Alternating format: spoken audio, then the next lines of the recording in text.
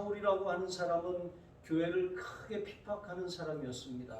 스데반이 죽을 때 돌로 이 사람들이 스데반을 죽일 때 거기서 증인처럼 서 있어서 그것을 마땅하게 여겼던 사람이 바로 사울입니다. 그렇게 교회를 핍박하던 그 사람, 그런데 하나님께서는 이 그 한 사람 사울을 주목하고 계셨어요. 그리스도인들은 그를 두려워서 혹시라도 길을 가다가 그를 만날까봐 두려움에 떨어야 했지만 하나님께서는 이 놀라운 그런 계획을 가지고 계셨던 것입니다. 이 우리의 시야로는 볼 수 없는 일들이죠.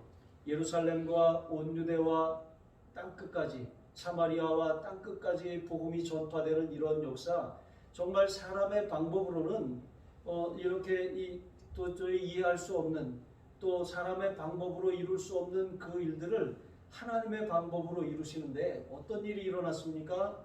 스데반의 죽음 이후에 예루살렘 교회에 큰 핍박이 일어났습니다. 이 교회를 완전히 이렇게 잔멸하려고 하는 그런 당국자들의 시도가 있었던 것이죠. 그 일로 인해서 제자들이 흩어지기 시작합니다. 예루살렘을 떠납니다. 유대 전 지역으로 퍼져나갑니다. 그리고 사마리아에 이릅니다. 이렇게 퍼져나간 사람들이 가만히 있지 않았습니다. 그 퍼져나간 그곳에서 복음을 전하기 시작했습니다. 이것이 하나님의 큰 그림이었다라고 하는 것이죠. 또 뿐만 아니라 이 흩어져 복음을 전하는 이러한 사람들 가운데 또 사울이라고 하는 사람이 일어나서 그리스도인들을 잔멸하려고 다메섹으로 가서 그 각 회당에 다니면서 그리스도를 그 이름을 부르는 자들을 잡아오기 위해서 대제사장에게 공문까지 받아가지고 그렇게 가는 그런 사람이었던 것입니다. 자, 이 사울을 보시면서 하나님께서 한 사람, 이 사울을 어떻게 부르셨고 또 사용하시는지 그것을 통해서 정말 우리가 이 인생은 사람이 보기에 저 사람 저거 어떻게 쓸모 있을까? 저 사람 어떻게 정말 왜 저렇게 살까? 심지어는 심한 말, 저 사람은 차라리 나지 않았으면 나을 뻔했다, 이렇게 말을 듣는 경우도 있습니다. 그런데 세상에 나지 말아야 할 사람은 하나도 없습니다. 그가 하나님이 이 세상에 보내신 인생의 계획과 목적을 발견하지 못했기 때문인 것이지 이 세상에 쓸모없는 인생은 하나도 없는 것입니다. 다 구원받아야 할 영혼이고 구원받아서 주님이 주시는 귀한 사명을 발견하고 그것을 감당해야 되는 것입니다. 그것을 알지 못하기 때문에 헛물을 켜고 헛된 길로 나아가고 오히려 하나님을 대적하는 삶을 살아가게 되는 것입니다. 1절 말씀을 보시면 사울이 주의 제자들에 대하여 여전히 위협과 살기가 등등하여 대제사장에게 가서, 자, 박해자 사울은 하나님께 대한 열심이 특별했습니다. 그가 하나님의 율법에 대해서 그것을 철저하게 지키고 또 하나님을 섬긴다라고 하는, 진리를 수호한다라고 하는 그런 명목하에 그리스도인들을 잡아서 가두기 시작한 것입니다. 이 그리스도인이라고 하는 사람들, 오지 않은 메시아를 메시아로 믿고 있는 사람들이라고 그렇게 여겼던 것이죠.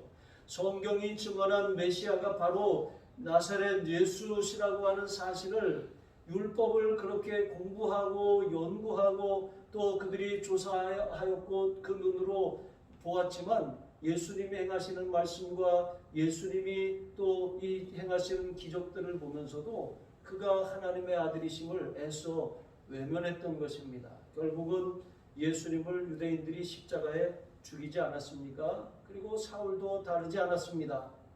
그리스도인들을 잔멸하기 위해서 살기가 등등했던 것입니다. 자, 이것은 이러한 모습, 자, 사울이 3절에 보니까 길을 가다가 다메섹에 가까이 이르더니 호련히 하늘로부터 빛이 그를 둘러 비추는지라. 사울은 그리스도인들을 핍박하고 잡아 가두기 위해서 다메섹으로 가는 길이었습니다. 그런데 다메섹에 다 이르렀을 때 갑자기 강한 빛이 그를 둘러서 강하게 빛이 비쳤습니다. 그리고 한 음성이 들려옵니다. 사울아, 사울아, 내가 어찌하여 나를 박해하느냐? 이렇게 그 음성을 들었을 때 사울이 꼬꾸라져서 이렇게 대답합니다. 주여 뉘시오니까. 그랬더니 그 음성이 이렇게 말을 합니다. 나는 내가 박해하는 예수라. 그러니까 사울은 하나님이 보내신 자 그리스도 예수님을 알아보지 못하고 예수 믿는 사람들을 박해했던 것인데 예수님께서 그에게 빛으로 찾아오신 거예요. 그리고 그리스도인들을 박해하는 그 사울을 향해서 어찌하여 나를 박해하느냐 이렇게 사울을 책망하신 것입니다. 자, 이렇게 사울은 눈이 먼 채로 사람들의 손에 이끌려서 다메섹으로 들어갔습니다. 그리고 앞을 보지 못하는 상황에서 사흘 동안 물도 마시지 않고 음식도 먹지 않고 금식하면서 기도합니다. 그리고 주님께서 아나니아에게 하신 말씀처럼 사울에게 이 육신의 눈은 감겨 있지만 영적으로 그의 삶이 얼마나 뒤틀려져 있고 그가 하나님의 뜻을 얼마나 대적하고 거역하며 살아왔던 것을 깨닫게 하셨습니다. 보여주셨습니다. 그리고 뿐만 아니라 그가 그리스도인들을 박해했던 것처럼 그의 삶이 이후에는 그리스도를 위해서 얼마나 많은 고난을 견뎌야 하고 어떠한 죽음을 죽을 것인지 그것을 주님이 보게 하셨어요. 사울은 철저하게 회개하며 흑암 가운데서 기도했습니다. 눈이 멀었지만 육신의 눈은 멀었지만 비로소 영적인 눈이 띄어지기 시작한 거예요. 여러분 세상에 사는 많은 사람들이 육신의 눈으로는 이 모든 사물과 사람과 현상과 사건들은 볼 수 있어요. 하지만 영적인 눈이 닫혀 있어요. 영적인 눈은 마음의 눈입니다. 에베소서 1장 17절에 보면 사도 바울이 에베소 교회를 위해서 기도합니다. 우리 주 예수 그리스도의 하나님 영광의 아버지여 지혜와 계시의 영을 저희에게 주사 하나님을 알게 하시고 저희의 마음의 눈을 밝히사 하나님의 부르심의 소망이 무엇이며 성도 안에서 베푸신 그 능력의 지극히 크심이 어떠함을 저희로 알게 하여 주시옵소서. 마음의 눈, 이것이 영적인 눈입니다. 영적인 눈이 떠 있는 사람만이 천국을 볼 수 있고 영원한 세계를 사모하게 됩니다. 진리에 대해서 들었을 때 이것이 나를 살리는 말씀이구나. 내가 그동안 목말라하고 갈증을 느끼며 인생의 의미와 목적을 발견하지 못해서 헤매고 살았는데 이것이 진리이구나. 예수님이 내 인생의 주님이시구나. 예수님이 내 삶의 의미이고 생명이시구나 라고 하는 것을 영안이 열리고서야 비로소 깨닫게 되는 줄로 믿습니다. 자, 이렇게 사울은 육신의 눈은 감았지만 영적으로 그에게 찾아오시는 주님을 만났습니다. 그리고 주님의 음성을 들었습니다. 9절 보니까 사흘 동안 보지 못하고 먹지도 마시지도 아니하니라. 자, 이렇게 말씀하고 있는 것처럼 그는 금식하면서 하나님 앞에 기도하고 있었습니다. 자, 사울도 그렇게 기도하는 중에 또 똑같은 일이 다른 장소에서 벌어지는 거예요. 그 다메섹에 이 아나니아라고 하는 한 사람, 주의 제자가 한 사람 있었는데 그곳에서 그 사람이 기도하고 있었던 중입니다. 기도하고 있다가 환상 중에 주님의 음성을 듣게 됩니다. 아나니아야, 아나니아야 하고 주님이 부르셨어요. 여러분, 우리가 어떠한 사람을 구원하기 위해서 또 하나님이 일하시는 어떤 현장에 하나님께서 쓰시기 위해서 우리를 부르시잖아요. 그러면 우리는 그 부르심에 응답하고 그 부르심을 들을 수 있어야 되는 줄로 믿습니다. 저는 3남매 중에 둘째입니다. 위에 누나가 있고 밑에 남동생이 하나 있어요. 위에 누나는 연년생이고 밑에 남동생은 5살 아래입니다. 그리고 어머니가 저를 낳고 이 둘을 더 가졌는데 둘이 유산이 돼서 둘이 죽고 그 밑에 5년 만에 동생이 하나 태어났는데 뚜꺼비 같은 아들이 났어요. 이 4.3kg인가? 그 당시에 기적이 일어났다. 어떻게 뱃속에서 이렇게 큰 아이, 쌍둥이 아니냐고. 그런데 자연분만해서 나셨어요. 근데 그 아들이 얼마나 대단한지 몸이 정말 돌덩이 같이 단단한 거예요. 그래가지고 제 동생이 어려서부터 운동을 그렇게 했습니다. 국민학교 3학년 때부터 집에 안 살았어요. 다 합숙소에서 그렇게 중학교, 고등학교, 대학교 이렇게 계속 합숙소에서 살았어요. 그러니까 동생이지만 동생하고 같이 산 기억이 별로 없어요. 지금도 평택에 살고 있는데 가서 보면 딱 보면 저를 한번 쓱 쳐다보고 왔어? 그게 다예요. 그리고 방에 들어가요. 그러면 저도 이렇게 하고 이게 인사입니다. 그래서 사람이 어떻게 이렇게 살 수가 있을까? 이게 형제지만 형제 같지 않은 이렇게 살아요. 근데 어쨌든 저희 어머니가 꼭 뭐를 시키면 저를 시키는 거예요. 왜 저를 시키는지 모르겠는데 저를 항상 시키셨어요. 그래가지고 제가 상우야 하고 부르면 네 어머니 하고 가면 어머니가 이 도토리 묵 좀 써놔라. 또 이 맷돌로 이렇게 도토리 좀 잘 갈아놔라. 꼭 이런 것만 시켜요. 그럼 어머니는 뭐 하셨냐? 산에 도토리 또 주스러 가시는 거예요. 최근에도 그 도토리 철에 작년에는 저희 어머니가 도토리를 200kg를 주셨어요. 근데 올해는 이 해거리 한다 그러죠. 100kg밖에 못 주셨다 그러더라고요. 그래서 제가 작년에 그랬거든요. 어머니 내년에는 도토리 좀 안 주시면 안 되겠냐고 그랬더니 이거 주셔야 저기 예은이 등록금도 주고 이런다고 그러면서 그렇게 하시는 거예요. 근데 그 도토리를 누가 빠러 가냐? 제가 빠러 가잖아요. 그런데 도토리 공장이 어디 용인에 있어요. 용인에. 세상에 평택에 제가 천안에서 평택에 가가지고 새벽에 도토리를 차에다가 200kg를 싣고 용인에 도토리 공장에 가서 그걸 가는데 그게 또 가면은 바로 안 갈아줘요. 줄을 서갖고 있어요. 그럼 거기서 기다려야 돼요. 몇 시간을 기다려가지고 그렇게 하는데 그날은 갔는데 너무 사람이 많아갖고 안 된다는 거예요. 그 다음날 오라는 거예요. 다음날이 주일입니다. 그래서 도토리를 맡겨놓고 왔어요. 어머니한테 오늘은 안 된다고 내일 가서 찾아오겠다. 그 예배 끝나고 가서 도토리를 찾아왔어요. 제가 지금도 그러고 살고 있습니다.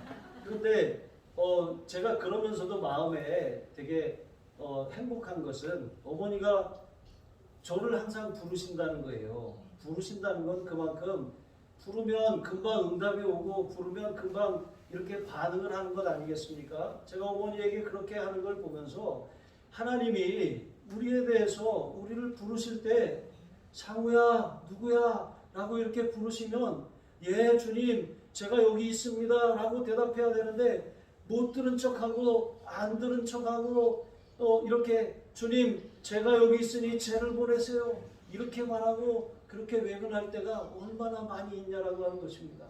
여러분 그런데 이 하나니아가 사울이 기도하고 있는 그때에 기도하다가 환상을 보았습니다. 주님이 말씀하십니다.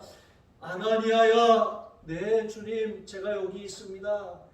너는 일어나서 집가로 가라. 그곳에 가면 사울이라고 하는 사람이 기도하고 있다. 이렇게 사울에 대해서 가서 그를 찾아서 돌보고 그를 인도하라고 하시는 주님의 음성을 들었습니다. 여러분 주님께서 우리를 어떤 자리에 두셨다면 그것은 사명의 자리예요. 주님이 우리를 이곳에 살게 하신 것은 주님의 뜻이 있어요. 우리 생각에는 저곳에 가면 더 좋을 것 같고 저런 일을 하면 더 좋을 것 같지만 하나님이 지금 이 자리에 이곳에 두신 이유가 있다는 거예요. 그것은 부르심이고 사명입니다. 그것을 깨달은 사람만이 누구야? 라고 부르실 때 예 주님 제가 여기 있습니다 라고 이렇게 대답할 수가 있는 것입니다. 왜 하필 내가 여기 있어갖고 이렇게 그냥 이런 것이 아니라 주님 제가 여기 있으니까 주님이 저를 부르셨네요. 저는 어렸을 때 항상 좀 빨리 엄마 오시기 전에 나갈걸. 아니 하필이면 엄마가 나가려고 하는데 오셔가지고 그렇게 뭐를 시키고 그렇게 하는 일들이 너무나도 싫지만 싫으면서도 싫지 않았던 그런 기억들이 있습니다. 여러분 하나님의 마음 우리를 향하신 그 하나님의 부르심에 그렇게 반응하시고 또 우리가 있는 그 자리에서 맡겨주신 귀한 책임을 잘 감당하시기를 바랍니다. 일어나 집가라 하는 거리로 가서 유다의 집에서 5사람 사울이라 하는 사람을 찾으라. 그가 기도하는 중이니라.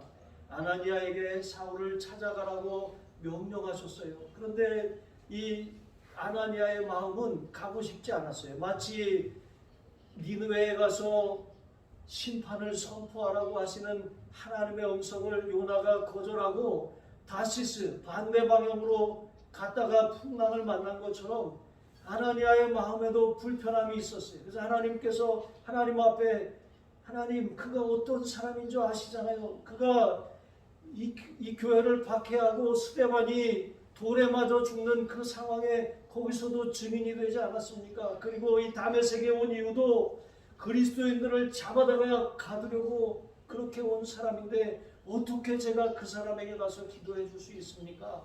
그러니까 예수님이 뭐라고 하십니까? 그가 기도하는 중이다 그러셨어요. 이 아나니아는 그 말을 듣고 간 것입니다. 여러분 어린 그 아이들 찬양 가운데 이런 찬양이 있어요. 너는 왜 항상 웃니? 슬퍼도 눈물 나도 남들은 모를 거야. 왠지 좋아 항상 좋아. 무엇이 그리 좋은지 나도 알게 해다오. 너와 나 죄 씻으러 주님 피를 흘렸단다. 참 기뻐 왠지 기뻐서 항상 웃고 항상 찬송. 정말 좋아 왠지 좋아 또 기뻐서 찬송하네. 여러분 이렇게 정말 이 어린 아이들의 찬양, 이 찬양처럼 주님께서 우리의 죄를 씻기 위해서 십자가에서 죽으셨다가 사흘 만에 살아나셨습니다. 사흘 만에 부활하셨는데 이 부활하신 주님을 생각하면 우리가 어떤 어려움과 어떤 환난을 만나도 웃지 않을 수가 없다는 거예요. 기뻐하지 않을 수 없다라고 하는 것입니다. 여러분 한 여류 작가가 미국의 이 뉴욕을 방문했습니다. 그런데 그 뉴욕 거리를 가다가 이 꽃집에 길거리에서 꽃을 파는 할머니 한 분이 계셔서 그 꽃을 팔고 있는 할머니에게 갔습니다. 그리고 꽃을 좀 사려고 하는데 꽃을 고르면서 할머니를 이렇게 한번 보고 꽃을 한번 보고 할머니를 한번 보고 꽃을 한번 보는데 할머니가 싱글벙글 너무 행복해 보이는 거예요. 근데 그 할머니는 옷차림도 남루하고 또 이제 뭐 연세도 많이 드셔서 얼굴도 이렇게 이 주름도 많이 갔는데 그런데 그 이 정말 얼굴에 그 이 100만 불짜리 미소가 있는 거예요. 너무 행복해 보이는 것입니다. 그래서 할머니에게 물었어요. 할머니 뭐가 그렇게 즐거우세요? 그랬더니 할머니가 이렇게 대답합니다. 왜 즐겁지 않겠어요? 세상이 이렇게 아름다운데요. 이렇게 말하면서 그 작가의 손을 잡았습니다. 그리고 이렇게 말합니다. 예수 그리스도께서 십자가에서 못 박혀 죽으시던 날, 그날은 정말 끔찍한 날이었습니다. 가장 슬픈 하루였습니다. 그런데 예수님이 죽으셨다가 사흘 만에 부활하신 것을 아시나요? 예수님이 부활하신 것을 생각하면서 저는 어떤 어려움이 온다고 할지라도 사흘을 기다리고 참습니다. 그러면 사흘이 지나고 나면 이상하게 모든 것이 다 정상으로 변해 있는 것을 깨닫게 됩니다. 여러분 사울은 극적으로 둘러비치는 그 빛이신 예수님을 만났습니다. 눈이 멀었습니다. 그가 이 자신의 육신의 눈 떠져 있었지만 영적으로 감겨있는 자기 자신을 발견했어요. 자기가 얼마나 끔찍한 죄악을 저질렀고 얼마나 정말 주님의 마음을 아프게 했는지 비로소 깨달았던 것입니다. 그래서 3일 동안 금식하면서 기도했어요.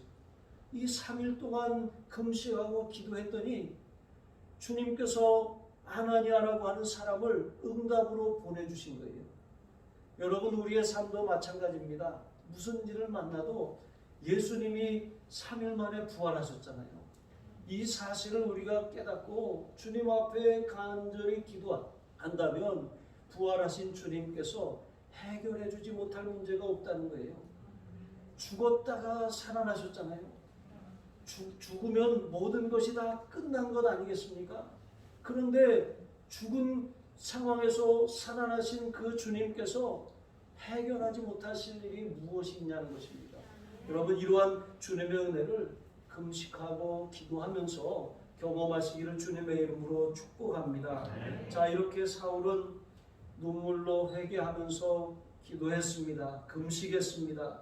부활의 능력으로 자신의 삶에 개입하여 주시는 하나님의 살아계심을 경험했습니다. 아나니아가 찾아왔습니다. 그리고 이 사울의 머리에 안수합니다. 눈에 비늘 같은 것이 벗겨져서 육신의 눈을 뜨게 되었습니다. 영적으로도 눈을 떴지만 육신적으로도 눈을 뜨고 회복되게 된 것입니다. 그리고 세례를 받고 제자들과 함께 이 머물게 되었던 것입니다. 여러분, 이렇게 하나님께서는 반드시 사람을 통해서 응답하셔요. 하나님께서 우리가 기도하는 것, 여러분, 우리가 기도합니다. 제가 지난번에 한번 말씀을 드렸죠. 휴학을 하고 1년 동안 학교에 들어갈 등록금을 벌었습니다. 근데 등록금을 벌었는데 등록금이 이게 쌓일 수가 없었어요. 왜냐하면 저희 아버지가 대학병원에 18개월 동안 입원해 계셨었거든요. 그러니까 사경을 헤매고 살아났다 죽었다 살아났다 죽었다 이렇게 반복하면서 뭐 집도 팔고 다 정리하고 저희 3남매가 남의 집에 가서 살았었어요. 이 남의 집 방을 얻어가지고 거실 같이 쓰는 그 집에서 어머니는 아버지 병수발하느라고 병원에 가 계셨고, 그러니까 얼마나 이 눈치를 보면서 살았는지 한 1년 동안 사는 그 시간이 정말 그때 생각해 보면 정말 지옥 같았어요.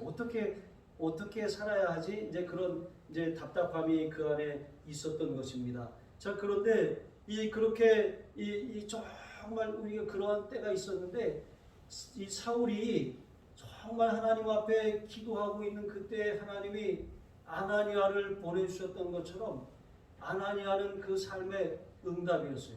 저는 그런 시절을 보내고 나서 또 하나님께서 저에 대한 저를 부르셨는데 저를 어떻게 사용하실지 그런 앞도 보이지 않는 답답함이 있었어요. 그런데 어느 날 제가 이 전도사로 일하고 있는 이 교회에서 부흥회를 갔다가 이제 부흥회에 참석하고 헌금하는 시간이 되어서 헌금하기 전에 강사 목사님이 기도를 합니다. 근데 기도하고 나서 헌금을 해야 되는데 하고 싶은 마음이 너무 간절한데 드릴 돈이 하나도 없는 거예요. 그런데 앞에 사모님이 앉아 계셨는데 그 교회도 개척교회였거든요. 근데 사모님이 앉아 계셨는데 갑자기 뒤를 딱 돌으시더니 전도사님 헌금하세요 하면서 저한테 10,000원짜리를 하나 주시더라고요. 근데 저도 모르게 그걸 딱 받는 순간 눈물이 확 나더라고요. 그러면서 하나님의 음성이 들려왔습니다. 내가 공급한다. 그런데 그 음성을 듣고 나서 정확하게 일주일 뒤에 하나님께서 어떤 장로님을 통해서 저에게 이 등록금을 보내주셔서 그 이후로 계속 이렇게 대학원까지 졸업해서 이 자리에 있게 되었습니다. 정말 하나님께서 저는 기도했는데 그분은 저의 기도를 듣지를 않았어요. 그런데 하나님께서 그분의 마음에 말씀하셨다고 봅니다. 여러분, 우리가 옆에 기도하는 사람들을 잘 살펴봐야 돼요. 근데 그렇다고 뭐라고 기도하나 하고 이렇게 듣지는 마시고 그 마음을 헤아려 보라고 하는 거예요. 정말 얼마나 저 사람의 삶이 얼마나 고통스럽고 얼마나 괴롭고 하나님 앞에 정말 하소연하지 않으면 해결받을 길이 없어서 저렇게 호소하고 있나. 여러분, 우리는 이 주변의 소리에 민감하게 반응하고 외면하지 말아야 할 줄로 믿습니다. 우리가 그런 이 소리를 들을 수 있는 마음의 귀가 열려 있다면 우리는 하나님의 응답의 도구가 되는 거예요. 하나님의 축복의 도구가 되는 거예요. 이런 도구로 마음껏 쓰임 받으시기를 바랍니다. 이 자리에 있는 것, 내가 살고 있는 그 집, 그 동네, 너와 만나는 그 사람들, 여러분이 그 사람들에게 응답이 되시기를 바랍니다. 하나님이 여러분을 그들에게 보내시는 축복의 도구가 되기를 바랍니다. 하나님의 손길이 되기를 바랍니다. 그렇게 온전히 잘 쓰임받는 사람들은 더욱 많은 일들로 하나님이 사용하시고 훈련하시고 써주시는 줄로 믿습니다. 13절 말씀 보시면 주여 이 사람에 대하여 내가 여러 사람에게 듣사온즉 그가 예루살렘에서 주의 성도에게 적지 않은 해를 끼쳤다 하더니 여기서도 주의 이름을 부르는 모든 사람을 결박할 권한을 대제사장들에게서 받았나이다. 사울은 그가 어떤 사람인지 사울이 어떤 사람인지 아나니아는 정확하게 알고 있습니다. 정말 저 사람은 하나님의 은혜를 입을 자가 아니에요. 저 사람은 아무런 자격이 없는 사람입니다. 그런 은혜를 받을 만한 자격도 없고 가치도 없는 사람입니다. 그런데 주님께서 그 사람에게 저를 보내시다니요. 이것은 이해가 안 되는 일입니다. 그런데 사울이 훗날 그가 고백했던 것처럼 나의 나 된 것은 하나님의 은혜라고 말하고 있는 것처럼 그는 정말 하나님이 나를 부르신 것, 이것은 나의 자격도 아니고 나의 어떤 외적인 조건을 갖추었기 때문도 아니고 이것은 하나님의 특별한 은혜다라고 하는 사실을 깨달았기 때문에 그런 고백을 드릴 수 있었던 것입니다. 우리의 삶도 마찬가지입니다. 우리가 어떤 자격이 있어서 어떤 직분을 맡기시고 어떤 자격이 있어서 어떤 자리에 세우시는 것이 아닙니다. 어떤 자격과 어떤 조건을 갖추고 세상이 말하는 스펙을 갖추었기 때문에 하나님이 우리를 사용하시는 것이 아니에요. 전적인 하나님의 은혜입니다. 나 같은 죄인을 살려주신 것도 감사한데 나를 사용하셔서 다른 사람들에게 응답의 도구가 되게 하시고 축복이 흐르는 통로가 되게 하신다는 것 자체가 이것은 은혜입니다. 아무도 자기 육체를 자랑할 사람이 없는 것입니다. 우리는 은혜 받은 사람들입니다. 은혜로 이 자리에 있고 은혜로 사는 사람들입니다. 하나님의 은혜가 떠나면 우리는 아무것도 아니에요. 여러분 그런 눈으로 우리 자신을 바라볼 뿐만 아니라 다른 사람들에게도 은혜를 베푸시기를 바랍니다. 아유 저 인간 무슨 자격이 있다고, 아유 저렇게 살면서 무슨 복을 받겠다고. 여러분 이런 눈으로 바라보지 마시기 바랍니다. 정말 우리가 은혜인 것처럼 다른 사람에게도 하나님 저 사람에게도 은혜를 베풀어 주옵소서. 내가 만난 예수를 저 사람도 만나게 하여 주옵소서. 내가 인격적으로 경험한 그 주님을 저 사람도 만날 수 있도록 은혜를 베풀어 주시옵소서. 나 자격 없는 나를 만날 수 있는 것처럼 저 사람도 주님께서 만나주지 못할 이유가 없습니다. 여러분 이런 이 고백을 가지고 이 주변에 있는 분들을 위해 기도하시기 바랍니다. 15절 말씀 보시면 주께서 이르시되 가라 이 사람은 내 이름을 이방인과 임금들과 이스라엘 자손들에게 전하기 위하여 택한 나의 그릇이라. 여러분 엄청난 말씀 아닙니까?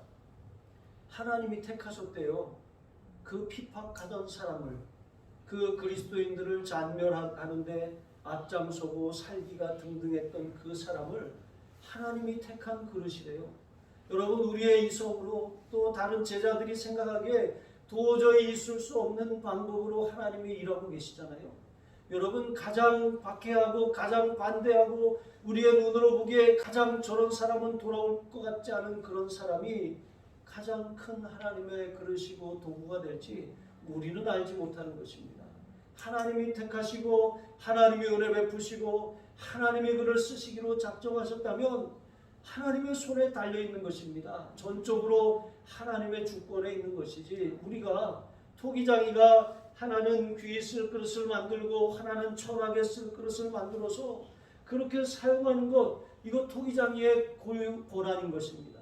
하나님이 우리를 사용하시는데 어떤 사람은 이렇게 쓰시고 어떤 사람은 저렇게 쓰시는 것, 이거 전적인 하나님의 주권에 달려있는 것입니다. 여러분 얼마나 우리가 생각하기에 그 그릇이 모자라 보이고 아무리 그 그릇이 부족해 보이고 그 그릇이 저 깨진 그릇을 어디다가 써? 저 더러운 그릇을 개밥 그릇도 쓰지 못하겠다. 이런 마음으로 우리가 사람을 대하고 외모를 바라볼 때가 있습니다. 그런데 주님은 그러한 사람, 아무리 그가 부도덕한 삶을 살아왔고 그가 지금까지 어떤 실패를 경험했고 어떤 사람들에게 상처를 주었고 어떻게 살아왔던지 지금이 중요하다는 거예요. 지금 그가 정말 자신의 그런 이 죄악의 참상을 깨닫고 진심으로 회개한다면, 진심으로 회개하고 부활하신 주님을 만나기만 한다면 그 사람의 이전의 삶은 기억지 않으신다. 하나님은 그를 새로운 피조물로 이전 것은 지나갔으니 보라 새 것이 되었도다 말씀하시면서 그렇게 사용하시는 줄로 믿습니다. 여러분 잘 알고 계시는 존 뉴턴이라고 하는 사람이 있습니다. 이 존 뉴턴이라고 하는 사람은 런던에서 아주 부유한 선장의 아들로 태어났습니다. 근데 어머니가 참 독실한 그리스도인이어서 이 아들을 나중에 목사로 키우기 위해서 무릎에 늘 앉혀놓고 기도하며 성경을 읽어주고 그렇게 길렀습니다. 그런데 뜻하지 않게 이 아이가 7살 때 어머니가 돌아가신 거예요. 그리고 이 아이가 결국은 선장인 아버지를 따라서 이제 선원이 되었는데, 그 선원도 그냥 선원이 아니라 노예선의 선원이었습니다. 그리고 아버지 친구의 배려로 노예선 선장이 되었습니다. 많은 아프리카 사람들을 끌어다가 이 신대륙에 팔아먹었습니다. 그렇게 끔찍한 일들을 범하고 그런 아주 용서받지 못할 그런 죄를 너무나도 많이 저지른 사람이었어요. 그런데 그가 하루는 이제 이 아프리카에서 아틀란틱 해협을 지나서 가고 있는데 그 상황에서 큰 풍랑을 만나는 거예요. 정말 열흘이 넘도록 그 풍랑이 멈추지 않고 물로 이렇게 배가 침몰하려고 하는 그 상황에서 갑자기 하나님의 말씀, 어머니가 자신을 무릎에 누워놓고 그렇게 읽어주셨던 그 말씀이 생각난 것입니다. 잠언 1장 24절부터 31절에 있는 말씀입니다. 여러분 자녀들에게도 이 말씀을 늘 읽어주시기 바랍니다. 내가 불렀으나 너희가 듣기 싫어하였고 내가 손을 폈으나 돌아보는 자가 없었고 도리어 나의 모든 교훈을 멸시하며 나의 책망을 받지 아니하였은즉 너희가 재앙을 만날 때 내가 웃을 것이라, 이렇게 말씀하셨습니다. 오직 내 말을 듣는 자는 평안히 살고 재앙의 두려움이 없이 안전하리라. 이 폭풍우 속에서 존 뉴턴이 무릎을 꿇고 회개합니다.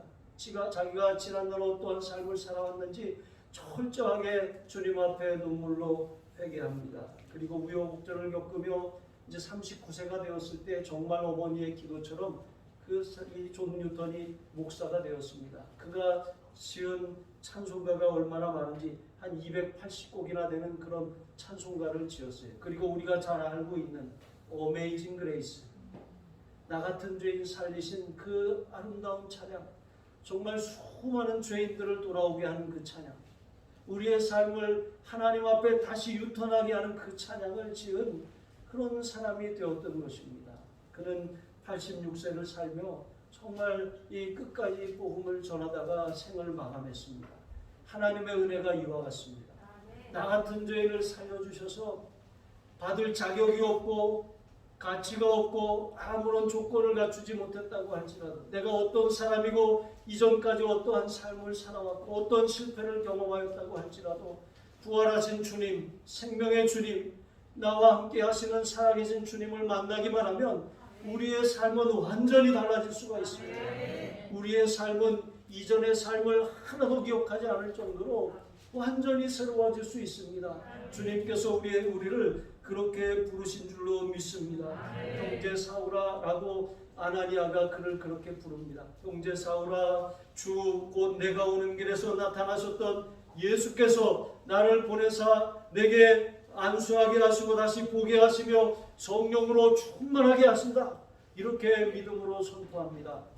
사울은 원수에서 형제가 되었습니다.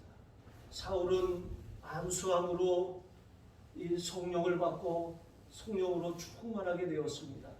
여러분, 우리가 전도하고 우리 주변에 하나님께서 맡기신 영혼들이 바로 다 그 사울과 같은 사람들이고 존 뉴턴과 같은 사람들임을 기억하시기 바랍니다. 우리를 통해서 축복의 통로요 응답의 도구로 쓰임받는 우리, 주여 제가 여기 있습니다. 저를 보내시옵소서. 저를 사용하여 주시옵소서. 제가 여기 있습니다. 주님께서 저를 이곳에 두신 것은 하나님의 계획과 하나님의 뜻이 있습니다. 이것을 깨닫게 되시는 저와 여러분이 되시기를 바랍니다. 이제 천국 가는 그날까지 여러분을 통해서 수많은 영혼들이 하나님께로 돌아오고 수많은 방황하는 영혼들이 죄된 삶을 돌이켜서 올바른 삶을 살아가는 역사가, 기적이 일어나기를 주님의 이름으로 축복합니다. 죄된 죄와 사망에서 구원하신 우리 주 예수 그리스도의 은혜와 하나님 아버지의 무한하신 사랑하심과 성령님의 교통하시고 우리 가운데 내주하기를 기뻐하시는 은혜의 역사가 우리의 영안이 열리고 마음의 눈이 떠져서 하나님이 일하시는 곳에 있게 하시고 하나님이 부르실 때 주여 내가 여기 있나이다 대답하게 하시며 주님의 축복의 도구, 주님의 응답의 통로로 쓰임받기로 작정하며 돌아가는 모든 하늘 가족들 위해 영원토록 함께하여 주시기를 간절히 축원하옵나이다. 아멘.